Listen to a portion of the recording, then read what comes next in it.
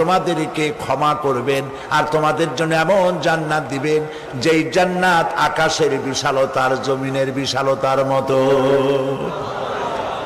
এই বিরাট জান্নাত তোমাদেরকে দিবেন।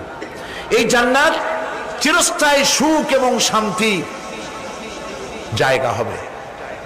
মাসালুল জান্নাতিল্লাতী উইদাল মুত্তাকুন فيها أنهار من ماء غير آسن وأنهار من لبن لم يتغير طعمه।